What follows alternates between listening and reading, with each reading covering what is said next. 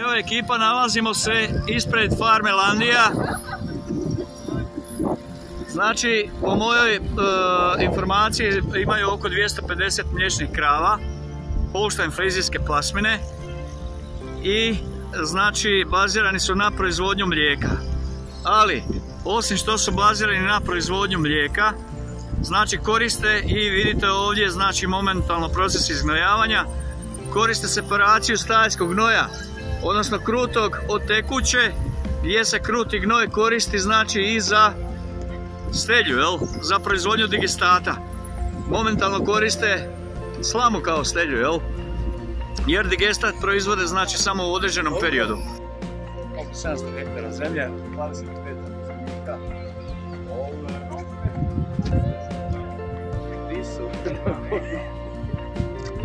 Znači svaki drugi dan oko 4000 ljudi.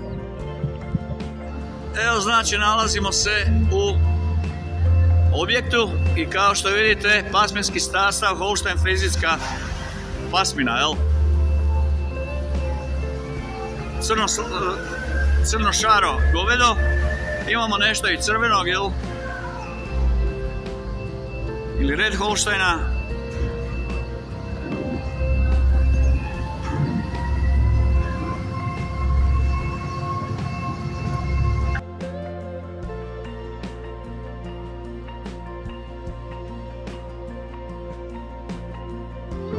Kukuruzna silaža, ali isto tako koristi se i za proizvodnju pjevavica, koji služi za proizvodnju.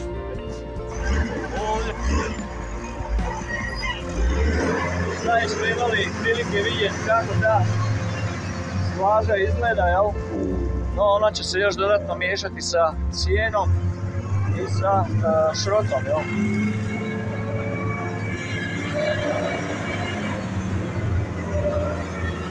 Sada rješavamo evaluacijske listiće vezano za održivi uzgoj mliječnih krava. Znači evo, pišete točne odgovore, kvačice, znači kako je i predviđeno, i za proizvodnju mlijeka na održivi način, odnosno u uzgoju mliječnih krava.